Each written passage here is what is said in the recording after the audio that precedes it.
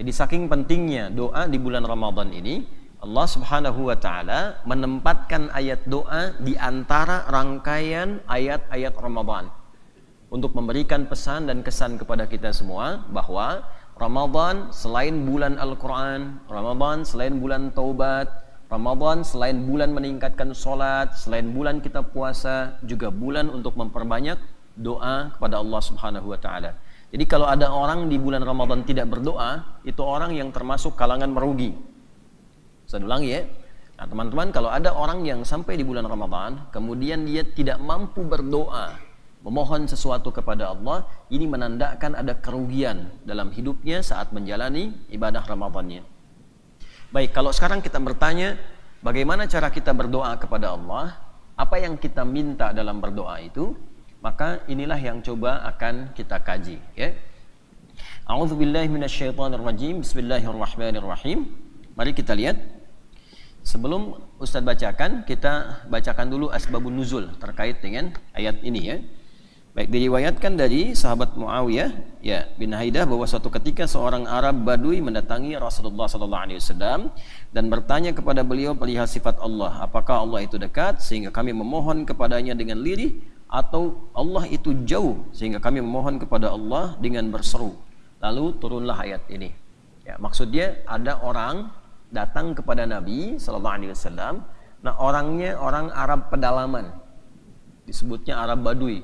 Jadi di Arab itu ada dua, teman-teman. Kalau teman-teman pernah ke Mekah, umrah atau haji, ya, yang belum, insya Allah kita doakan sama-sama semoga nanti dipercepat, ya, untuk bisa haji dan umrah. Nanti saat sampai ke Arab ada dua golongan masyarakatnya, dua jenis. Satu orang kota. Orang kota itu tinggalnya, ya, di daerah-daerah kota, cirinya dia punya rumah, tidak pindah-pindah, menetap. Ya, itu disebut dengan Arab namanya. Apa namanya? Arab. Kita menyebutnya Arab. Ya. Kalau dia pindah-pindah, istilah kerennya nomaden, pindah-pindah, tinggalnya di padang pasir, di desa, di daerah, dekat gunung-gunung. Nanti teman-teman kalau main, kemudian umrah dari Madinah mau ke Mekah, lihat di sepanjang jalan itu, baik pakai kereta ataupun pakai bis, itu nanti ada ternak-ternak unta, terus ngelihat tenda-tenda tuh, ya, di tepian-tepian gunung gitu. Nah, itu namanya orang Arab pedesaan, disebutnya Badui. Badui itu dari bahasa Arab, dari Badawi, Badui, ya, orang Arab pedesaan. Nah, yang datang ke Nabi ini sallallahu alaihi wasallam itu orang Arab Badui. Kalau di Al-Qur'an disebutnya A'rabun. Apa namanya? A'rab. Masih ingat Quran surah ke-49 Al-Hujurat ayat ke-14.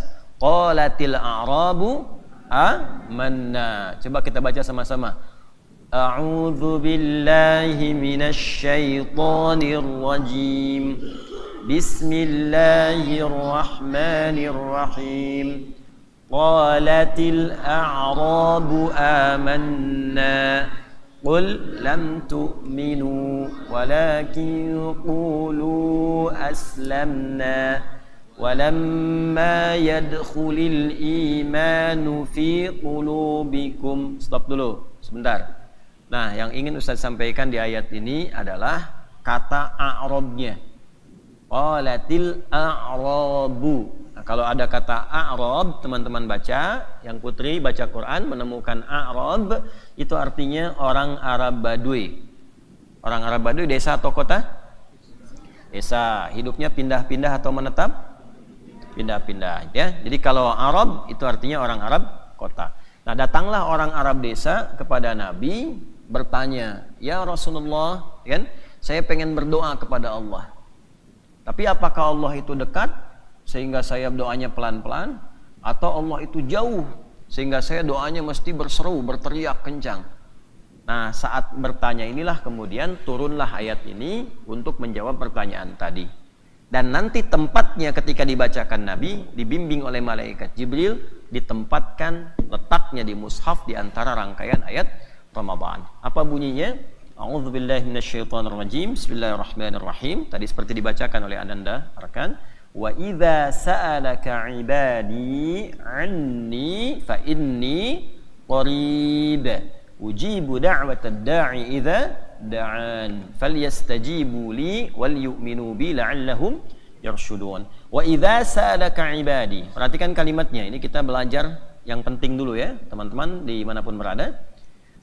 Kalau ada kata idza, lihat ya, idza setelahnya ada kalimat namanya di bahasa Arab kata kerja, fi'il madhi ya, fi'il apa? Madhi, kata kerja asal, past tense. Contohnya misalnya akala, syariba, dhahaba. Teman-teman kan di sekolah belajar fi'il madhi ya, ya, jalasa, syariba, kan, syakara ya. Di sini sa'ala, sa'ala itu minta. Kalau kata idza ketemu fi'il madhi, itu artinya makna fi'il madhi, perbuatan yang dahulu yang pernah terjadi yang digambarkan sekarang. Tapi perbuatannya dulu. Jadi Allah ingin menyampaikan begini, wa idza sa'alaka Muhammad sallallahu alaihi wasallam, sekarang ada yang bertanya kepadamu.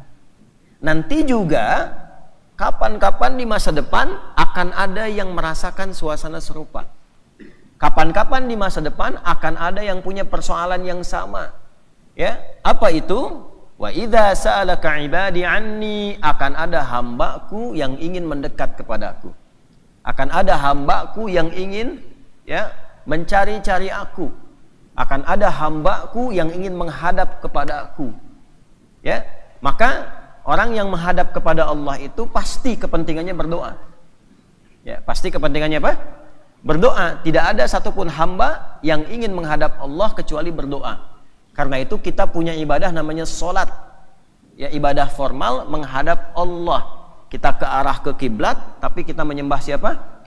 Allah. Menghadap jihadnya atau arahnya ke kiblat, tapi yang kita sembah Allah. Nah, sholat dalam bahasa Arab itu nama lain dari doa. Karena semua isi sholat disebut dengan apa? Doa. Jadi di masa Nabi ada yang ingin berdoa kepada Allah, nanti pun pasti ada. Ustaz tanya, kalau kita suka berdoa tidak? Suka berdoa tidak? Doa kepada siapa? Allah. Jadi bukan hanya di masa Nabi orang Arab Badui, ya, setelah Nabi meninggal pun pedomannya masih ada, ajarannya masih ada, sampai kapanpun pasti akan ada yang berdoa kepada Allah. Karena itulah jawaban dari Allah sangat sempurna. Dari kata idza pakai sa'ala. Sekarang ada yang minta, ingin berdoa, nanti pun pasti ada yang berdoa lagi. Paham sampai sini? Nah, kalau kita ingin berdoa kepada Allah, bagaimana caranya? Nah, ayatnya langsung menjelaskan kepada kita, Allah tidak, perhatikan, dibatasi dengan jarak. Ya, laisa kamitslihi syai', ya, tidak dibatasi dengan jarak, tidak dibatasi dengan tempat, karena Allah yang menguasai semua tempat, semua jarak. Pemiliknya siapa? Allah. Jadi kalau mau berdoa kepada Allah, perhatikan jawabannya langsung. Wa idza sa'alaka ibadi anni Muhammad sallallahu alaihi wasallam, kalau nanti ada hamba-hambaku yang sekarang ataupun nanti meminta petunjuk kepadamu, bertanya bagaimana cara berdoa kepadaku, fa inni qarib. Lihat nanti kalau belajar ilmu nahwu ada fa, harfu atfin rabitin baina syai'aini bila hudud, huruf yang merangkai dua peristiwa dengan cepat. Jadi kalau ada satu kejadian, kemudian ada kejadian kedua, ingin disatukan, berlangsung dengan cepat, itu pakai fa. Satu, berdoa. Kalau sudah berdoa pengen apa? Dikabulkan. Antara berdoa dengan dikabulkan, kalau pakai fa itu artinya cepat. Ya, ada yang ingin menghadap Allah, diterima oleh Allah. Yang ini kan ingin menghadap Allah nih. Saya ingin menghadap Allah, pengen berdoa. Lalu Allah mau menerima. Antara kita menghadap dengan Allah menerima pakai fa. Artinya baru kita ingin berdoa, Allah sudah menemukan kita. Baru kita ingin berdoa, Allah sudah siap akan menjawab doa kita. Jelas? Nah, ini yang dimaksudkan di ayat ini. Ya, kalau begitu kesimpulannya, ya, Allah itu tahu nggak tentang doa kita? Tahu nggak tentang kita? Nah, itulah yang menunjukkan Allah pemilik semua jarak. Ya, jadi kalau Allah sudah tahu, Allah begitu memahami kita, tahu tentang kita, begitu dekat dengan jawaban doa kita, maka dari situ kira-kira kalau berdoa harus kencang-kencang atau pelan-pelan? Nah, dibacakan sekhusyuk kita dengan bahasa yang lembut, yang khusyuk, karena sifat Allah maha mendengar. Jelas? Sifat Allah maha apa? Maha mendengar. Karena itulah kemudian turun jawaban, ujibu da'watad da'i idza da'an. Kalau engkau mau berdoa pun, perhatikan baik-baik nih. Ujib itu fi'il mudhari. Akan. Jadi sebelum kita berdoa, baru akan berdoa, Allah sudah tahu. Kalau kita minta sesuai dengan kebutuhan kita, sesuai dengan kebaikan kita, kata Allah, jangankan engkau saat memohon, akan memohon pun baru akan ngangkat tangan, baru akan minta, itu Allah sudah berikan jawaban. Aku pasti akan jawab sepanjang yang diminta baik dan sesuai dengan kebutuhan kita. Jelas? Baik, jadi yang pertama, Ustaz ingin sampaikan bahwa sebab ayat ini turun ingin menunjukkan, ingat Ustaz berikan kaidah terutama teman-teman yang para asatidzah ya. Ada kaidah nanti di ulumul Quran bab asbabun nuzul. Al-ibaratu bi'umumil lafzi la bi khususis sababi. Hukum itu berlaku dengan keumuman lafaznya, bukan dikhususkan karena sebabnya. Sebab ayat ini turun karena orang tanya. Pertanyaannya boleh jadi di luar Ramadan. Tapi ketika ditempatkan ayatnya dalam rangkaian ayat Ramadan, maka berlaku al-ibaratu bi'umumil lafzi. Hukumnya berlaku terkait keumuman lafadznya. Di mana lafadznya ditempatkan? Dalam rangkaian ayat Ramadan. Ketika Allah tempatkan ayat ini dalam rangkaian ayat Ramadan, seakan memberikan pesan bahwa kalau biasa kita berdoa di luar Ramadan, maka saat Ramadan doa itu lebih istimewa lagi. Jelas? Itu maksudnya. Jadi selain Ramadan pun kita berdoa.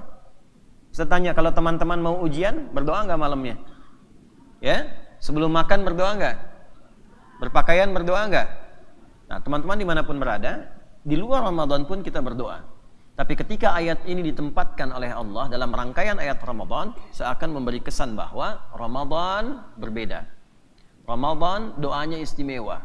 Maka diharapkan bagi setiap insan beriman, khususnya yang menunaikan puasa, tidak kehilangan momentum untuk berdoa ketika sampai di bulan Ramadan.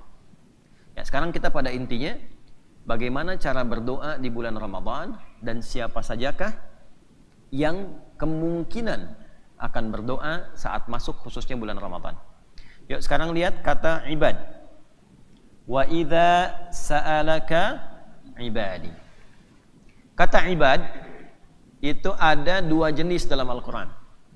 Ada berapa jenis? Baik. Ibad itu artinya apa? Hamba, jamak dari kata abdun.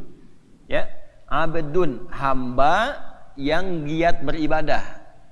Hamba yang ingin dekat dengan Allah. Jadi nabi pun, rasul pun, kalau beliau disifati dengan rajin dan giatnya ibadah, itu disebut dengan abdun namanya.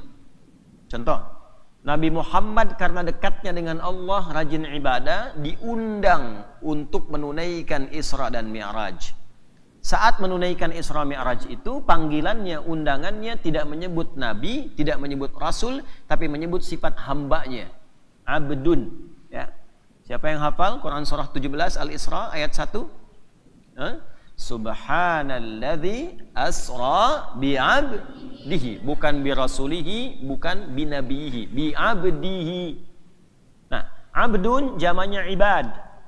Jadi ketika doa di sini disebut dengan ibad, wa idza sa'alaka ibadi, ini menunjukkan berdoa pun termasuk bagian dari ibadah. Jelas ya? Saya ulangi nih. Kalau ibad jamak dari kata abdun, dimasukkan di sini bagian dari nama untuk yang berdoa disebut dengan ibad, ini menunjukkan doa termasuk apa? Ibadah. Tolong teman-teman fokus di sini ya, dan teman-teman saudara-saudariku dimanapun berada, tolong highlight kalimat ini. Doa diisyaratkan dalam ayat ini termasuk bagian dari ibadah. Ayo temukan cepat-cepatan. Ayatnya ditemukan di mana? Innal ladzina yastakbiruna an ibadati. Siapa yang bisa bacakan? Ayo siapa? Ustaz boleh.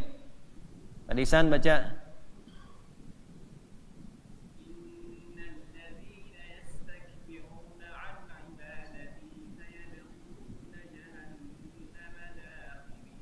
Surat apa itu? Ayo. Surat apa? Ya. Baik. Nah, innalladzina yastakbiruna an ibadati, orang-orang yang sombong tidak mau ibadah kepadaku. Ibadah di sini yang dimaksudkan doa. Jadi doa disebut dengan apa? Ibadah. Yang Ustaz mau tanya begini, kalau ibadah ada adabnya tidak? Salat itu ibadah bukan? Ada adabnya tidak? Ada aturannya? Boleh nggak ngobrol waktu salat? Boleh nggak bicara waktu salat? Makan waktu salat? Nah, perhatikan baik-baik, ini rahasianya. Karena doa itu disifati ibadah, maka kalau berdoa harus digunakan adabnya. Jangan sembarangan. Ya. Kapan mengangkat tangan? Bagaimana cara mengangkatnya? Bagaimana memohonnya? Apakah menghadap kiblat atau tidak menghadap kiblat? Kalau doanya ingin cepat dikabulkan, maka gunakan adab-adab doa. Yang kita bahas saat ini itu belum sampai ke adab doa, kita akan bahas dulu jenis orang berdoanya. Nanti di akhir atau di sesi berikutnya kita akan bahas tentang adab berdoa supaya doanya cepat dikabulkan Allah. Jelas? Satu, jenis ibad yang pertama jika disebutkan dalam Al-Quran adalah orang soleh yang ingin semakin dekat dengan Allah. Satu, orang siapa?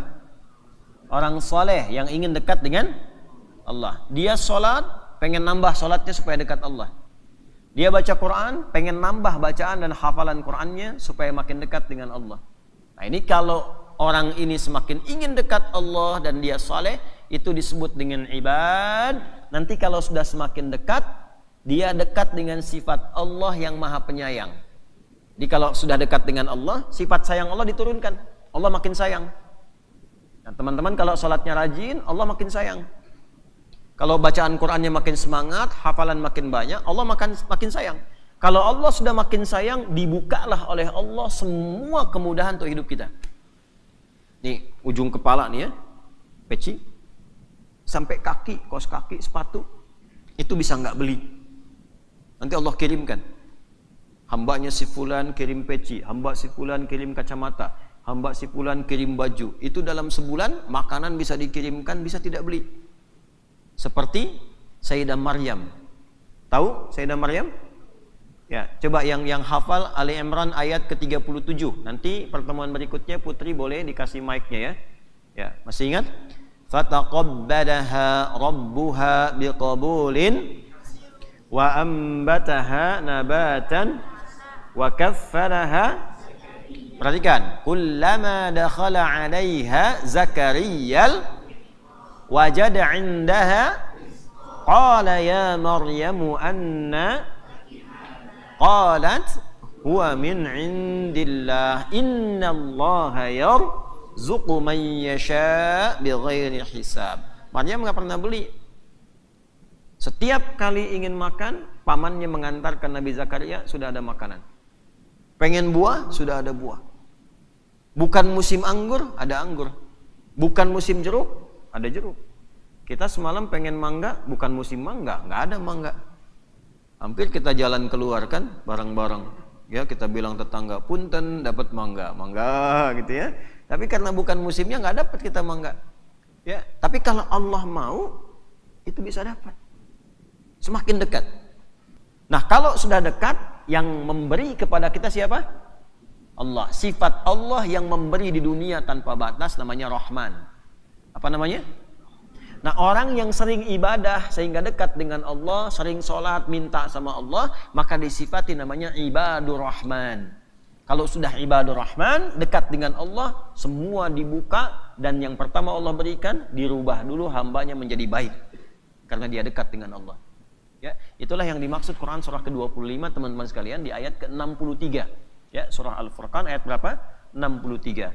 Wa ibadur rahmanil ladzina yamshuna 'alal ardi hauna wa idza khatabahumul jahiluna qalu salama. Ibadur rahman, kapan seorang hamba disebut dengan ibadur rahman? Salah satu sifatnya sifat hamba ibadah berdoa, rahman sifat Allah yang mengabulkan permohonan doa.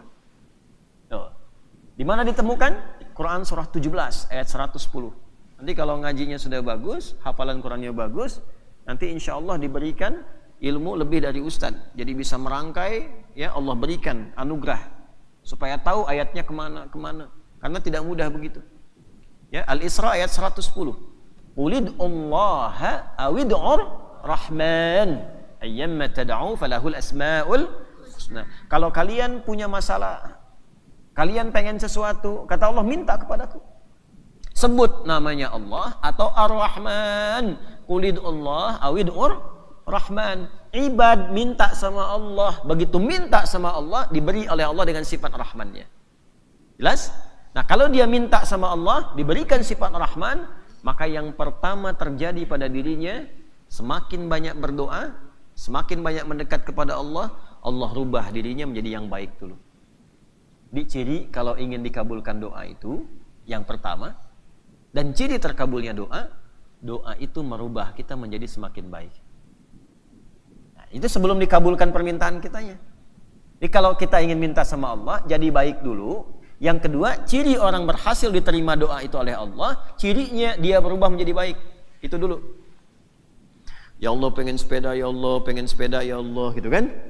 Pengen sepeda, ya Allah. Nah, sebelum dikasih sepeda, kalau teman-teman ingin tahu bagaimana tandanya kita dijawab doanya oleh Allah, yang pertama adalah perubahan diri kita terjadi. Kita berubah jadi baik dulu. Ya, doanya tidak putus asa. Terus minta. Yang kedua, sholatnya makin rajin. Makanya kalau malam sekali sholat belum terjawab, tapi merubah kita makin baik, sholatnya makin rajin, baca Qurannya makin banyak, itu tandanya doa kita diterima Allah, nanti pada saatnya langsung Allah kabulkan. Tiba-tiba ya Allah sepeda, dikirimkan mobil misalnya. Karena semakin baik, kalau orang baik itu dikasih apapun bisa memakainya. Ya, jelas sampai sini? Nah, itulah ciri yang pertama, yaitu hamba Allah yang soleh. Di Ramadan, ini golongan yang pertama. Tinggal kita lihat kita masuk yang mana. Ya, kalau ingin jadi hamba Allah yang soleh, yang baik, dan merasa sudah baik, maka tandai dengan tingkatkan doa. Habis tarawih malam berdoa, habis sahur berdoa. Sekarang puasa banyak doa, buka berdoa, tingkatkan doa. Ini golongan pertama. Yang terakhir, sebagai penutup, jika disebutkan ibad, maka yang kedua adalah menunjuk pada hamba yang salah. Hamba yang apa? Awas, hati-hati yang ngantuk kepalanya jatuh. Baik. Yang satu hamba yang apa? Soleh. Yang kedua hamba yang apa? Salah. Yang salah ini ditemukan di Quran surah 39 Az-Zumar di ayat 53. Ya, kita cepat bacakan. Qul ya ibadiyalladzina asrafu ala anfusihim la taqnatu mir rahmatillah innallaha yaghfirud dzunuba jami'a. Lihat kalimatnya. Qul, katakan, viralkan Muhammad sallallahu alaihi wasallam. Ya ibadi, itu disebut ibad. Yang saleh ibad, yang salah ibad. Qul ya ibadiyalladzina asrafu ala anfusihim. Muhammad SAW viralkan, katakan pada hamba-hambaku yang merasa banyak salahnya, merasa salah. Nah, jadi Ramadan ini nanti ada orang-orang yang merasa banyak salah ini, tapi pengen dekat dengan Allah. Pernah mencuri? Siapa yang pernah mencuri? Ayo angkat tangan. Insya Allah tidak ada ya. Pernah mabuk? Siapa yang pernah mabuk? Awas, ayo mana? Langsung berhenti sekolah nih. Tidak ada ya.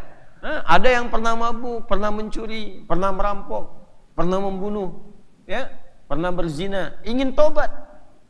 Ramadan khususnya, karena rahmat Allah turun, dia ingin mendekat kepada Allah, ingin bertobat.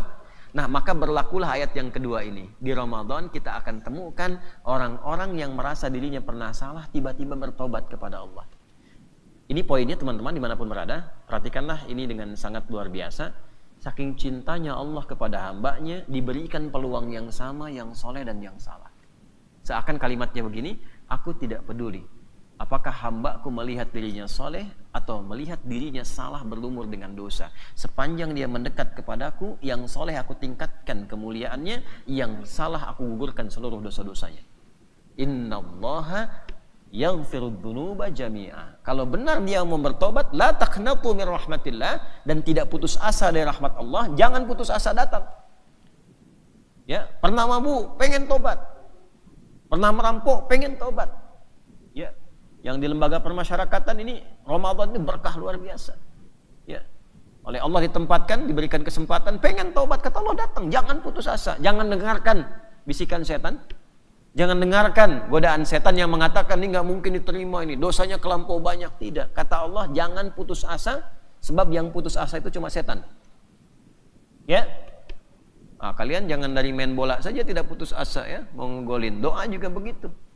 Datang minta, saat seseorang taubat mendekat kepada Allah, kata Allah aku gugurkan dosanya ketika dia benar taubatnya. Nah, jadi teman-teman sekalian, Ustaz simpulkan, kita tutup bahwa Ramadan, satu, perbanyak doa kepada Allah Subhanahu wa taala. Yang kedua, tingkatkan doa terkait program kesolehan kita. Ini sedang menghafal Quran, perbanyak doa. Sebelum menghafal, minta sama Allah. Boleh pakai bahasa sendiri. Ya Allah, mudahkan hafalanku. Lancarkan hafalanku. Jadikan aku ahli Al-Quran. Ya. Dah, satu. Di saat yang sama, tidak ada di antara kita yang punya sifat suci. Fala tuzakku anfusakum. Jangan menilai diri suci, pasti punya salah. Karena itulah ketika disebutkan yang kedua, tunjuk diri kita. Jangan tunjuk orang. Tunjuk, minta sama Allah, ya Allah ampuni telinga saya yang suka salah dengar. Ampuni lisan saya yang suka salah berbicara. Ampuni mata saya yang suka salah lihat. Tangan saya suka salah bergerak. Sehingga dengan kesalahan itu, saya sulit menghafal Quran. Saya sulit menunaikan sholat. Nah itulah yang kita lakukan saat Ramadan. Orang-orang yang mampu bertobat saat Ramadan, orang-orang yang mampu berdoa kesolehan saat Ramadan, maka selesai Ramadan kembalilah dia ke fitrahnya yang baik, yaitu menjadi orang baik. Fitrah itu cenderung pada kebaikan. Dan yang kedua, sukses dia dengan amal solehnya, sehingga nanti saat dia meninggal, dia gembira pulang kepada Allah membawa pahalanya. Ini yang dimaksud lis-shaimi farhatani. Kata Nabi, orang puasa itu akan punya dua kebahagiaan. Farhatun inda iftarihi atau kama qala. Kebahagiaan pertama saat buka. Kalian saat buka itu senang enggak? Senang.